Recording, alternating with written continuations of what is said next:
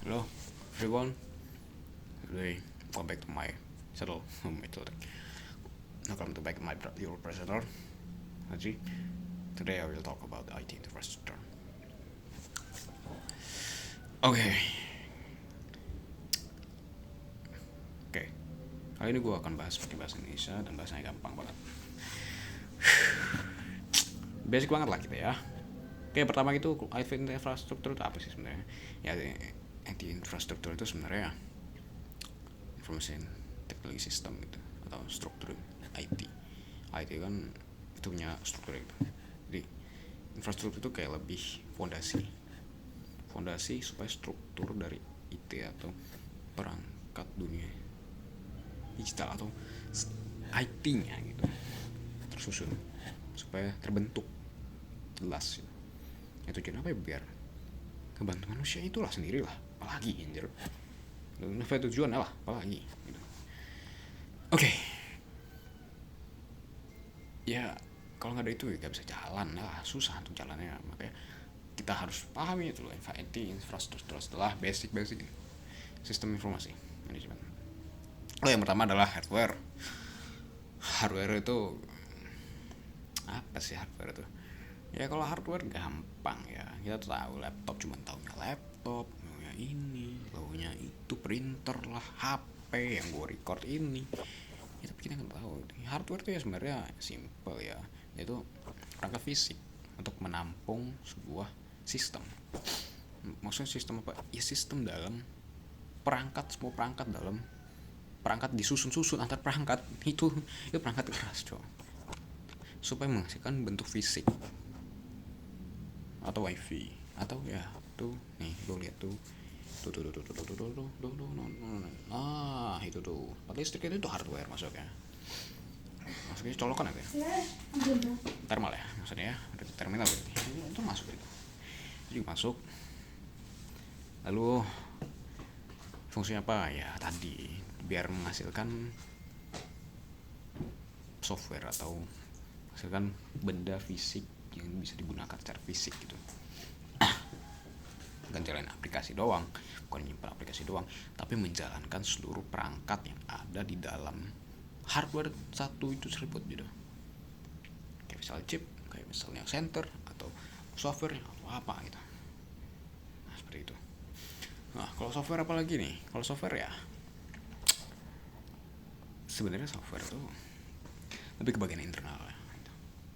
Antara sambungan antar hardware terbentuklah namanya software. Diproses dulu datanya dari software, dari hardware tersebut, baru keciptalah namanya seperti perabotan atau sistem OS.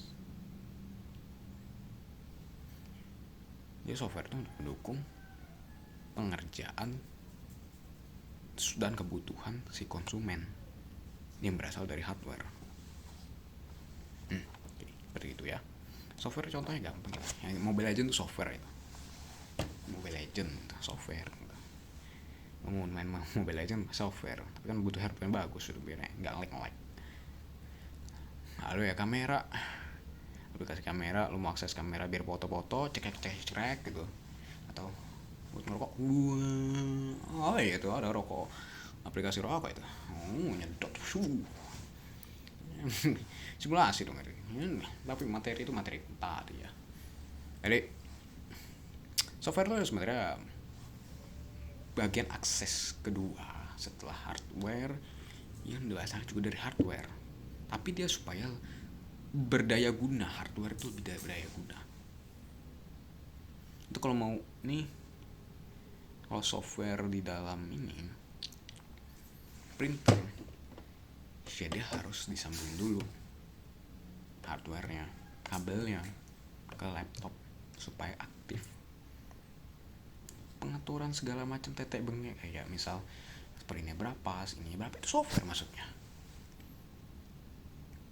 karena memproses sistemnya. Jadi kayak dia menyambungkan antara hardwarenya dengan dunia softwarenya gitu. Oke ya, jadi tas ya. Oke, yang ketiga adalah jaringan itu ya kabel listrik, pipa air rumah, menghubungkan semua perangkat supaya bisa tukar data, penyimpanan data dan storage. ya tempat nyimpan data lah, apalagi ya, masa nyimpan apa, gudang, nyimpan makanan itu ya enggak lah itu. Ini lo nyimpan makanan gimana cowok, nggak mungkin dong. Ini nyimpan data dong, yang pasti nyimpan data supaya kok nggak hilang, ada masalah. Tapi kalau misalnya hardware bermasalah dan hilang, ya hilang datanya. Tapi bisa diakses, bisa kalau misalnya lo pakai cloud atau pakai Google Drive. Nah, itu kayak gitu. Keamanan. Nah, keamanan di mana dulu nih? Kita keamanan hardware itu CCTV. Lalu ya kunci pintu segala macam lah gitu. Tapi kalau software ya antivirus, firewall, terus security patch di OS itu lu paling sering kalau misalnya Apple tuh biasanya pakai security patch gitu, atau apa sih kalau itu Google, kalau di Android itu Google Services gitu. Kalau Apple tuh Apple Services gitu. Ya itu untuk ngamanin sebuah software atau HP, isi HP di dalam tersebut, itu untuk kebocoran data atau di atas mencegah keretasan gitu.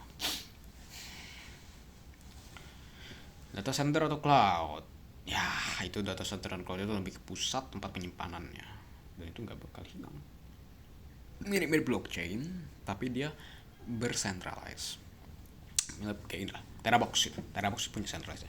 Lalu atau Google itu ada drive. Nah, seperti itu ya udah otomatis di sana itu ada kesimpulan di sana ada hardware yang di sana soalnya.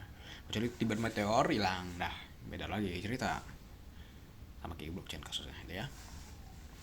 Dia nggak perlu buat ruang server sendiri karena udah dibuat ruang servernya sama provider ya. Kayak di drive itu dibuat sendiri oleh siapa? Google. Lu nyewa doang. Orang itu maksudnya brandware. Ya orang ya kita lah gitu ya, yang pengguna. HP smart kok enggak, otak yang smart gitu. Itu sering banget itu gue sering banget sebenarnya. HP smart, otak gak smart. Oh, paling sering itu. Oh, biasanya kayak itu di grup teknologi itu, nanya-nanya. Oh ini apa ya? Ini begini begini. Padahal masalahnya gampang gitu.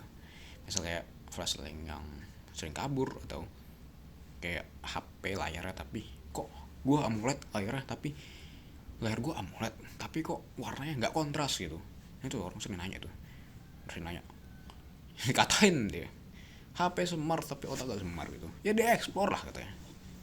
Nah seperti itu, orang tuh sebenarnya bertanggung jawab terhadap barang apa yang dimiliki gitu, karena kan dimiliki, dia harus bertanggung jawab, bukan pas tanggung jawab gitu aja. Tapi ya nggak bisa paksain. Jadi ibarat orang tuh makainya hardware itu segala macam tuh fasilitasnya atau alatnya. Nah tujuan dia mau apa ya terserah dia, tapi tetap tanggung jawab dia, maksudnya konsekuensi ini semua itu dia tuh. Oke, thank you.